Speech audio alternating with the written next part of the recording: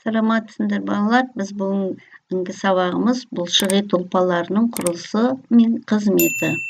Біз өткен сабақтарда тірек қимыл жүйесін өткенбіз. Сол кезде айттық, тірек қимыл жүйесіне қаңқа менен бұлшықеттер тұрады деп. Осы қаңқаның құрылысы қызметіне толық тоқталғанбыз. Енді біз бұлшықет ұлпаларының құрылысы мен қызметіне қысқаша шолу жасайық. Бұлшықеттің негізгі маңызы қозғалыс және тепе-теңдікті сақтайды. Бұлшықеттер әр түрлі қозғалысқа жауап береді және тепе-теңдікті сақтап отырады. Адам денесінде 600-ден астам бұлшықеттер бар. Жалпы қабырға аралық бұлшықеттердің тыныс алуға қатысады, жұту, дыбыс, көз алмасын қимылдату сияқты маңызды функцияларды атқарады.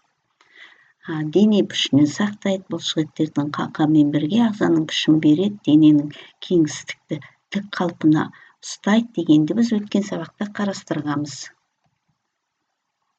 Бұлшықет ұлпаларының құрылысы жасуша аралық құрылымы бұлшықет ұлпаларының миоциттерден түзілген. Бұл жасушалар бұлшықеттің негізгі құрылымдық және функционалдық бірліктері болып табылады.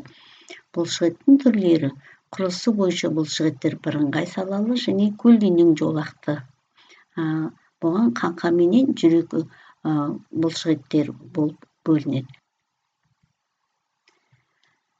Қаңқа бұлшықеттерінің ерекшеліктері: байланысу. Қаңқа бұлшықеттердің екі жағы буын арқылы байланысады. Өткен сабақта буын туралы қарастырғанбыз. Бұл оларға сүйектердің қозғалтуға мүмкіндік береді. Екінші, жиырлау механизм. Бұлшықеттердің жиырлаған кезде қысқарады және сүйектердің өзіне тартады. Осылай қаңқа бұлшықеттердің қозғалысқа келтіреді. Ерекше түрлері: шеңбірлі бұлшықеттер, оған ауыз, көз және мимикалық бұлшықеттер жатады. Ерекше құрылымға ие және арнайы функцияларды атқарады. Мимикалық бұлшықеттер, өздеріңіз көріп тұрғандай, мимикалық бұлшықеттердің ерекше құрылымға ие. Олардың бір ұшы басы сүйекке, бас сүйекке, ал екінші теріге бекінеді. Бұл бұлшықеттердің эмоцияны білдіретін, мимика жасауға жауап беретін бұлшықеттер. Мимикалық бұлшықеттердің ерекшелігі: олар теріге тікелей бекіну. Бұл беттің, әлпетінің әр түрлі өзгерістерді жасауға мүмкіндік береді. Олар адамның эмоциялық жағдайын көрсетуге маңызды рөл атқарады. Мысалы, адам түр әлпетінен қарап, ашуланып тұрма, күліп тұрма дегенді біз бірден байқай аламыз. Оларға мимикалық бұлшықеттер жауап береді. Қаңқа бұлшықеттердің құрылымы, өздеріңіз көріп тұрсыздар.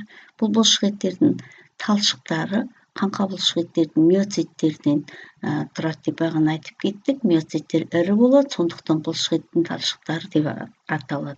Олар өте жіңішке болады, және ұзындығы 10 сантиметрден артық болуы мүмкін. Шандыр дейді. Бұлшықеттер сыртынан шандырменен, дәнекер ұлпамен қабығымен қапталған. Бұл қабықша бұлшықетті қорғайды және оның пішінін сақтайды. Сіңірлер. Бұлшықеттердің ұшында дәнекер ұлпадан тұратын сіңір орналасқан. Сіңірлерді бұлшықеттің сүйекке бекінеді.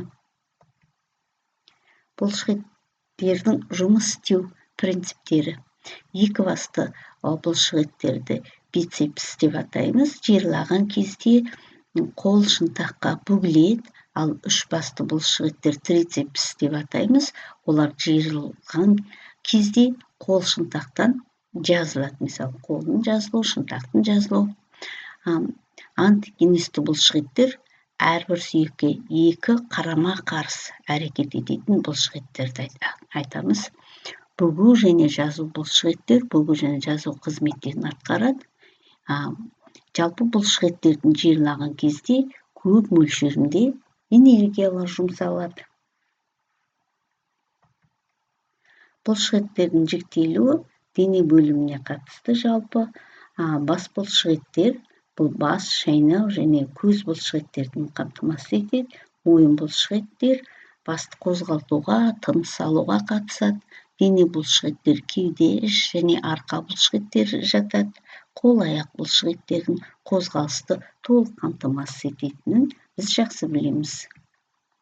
Эми булшыгыттердин жиктелүү пишини боюнча узун булшыгыттер, кыска булшыгыттер, жалпак булшыгыттер, шеңберлүү булшыгыттер деп бөлөбүз.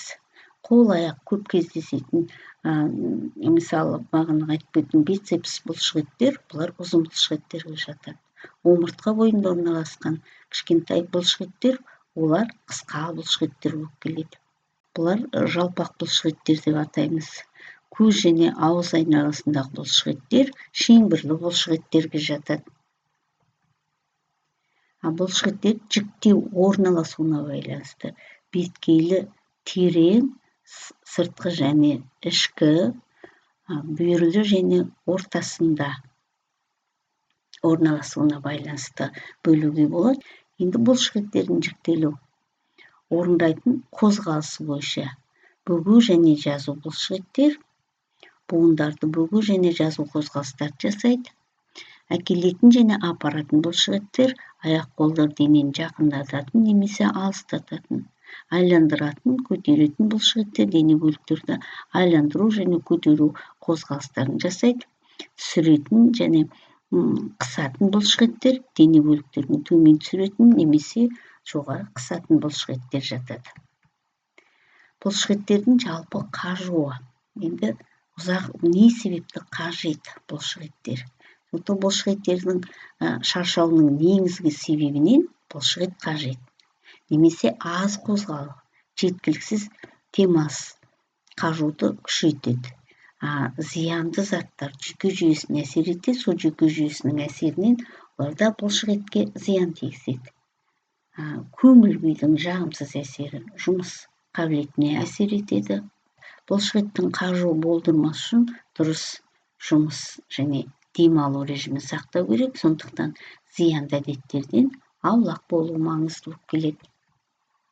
Булшыгыттын жүйөсүн ден соолукта сактоо аркылуу дамытууга мүмкүндүк болот.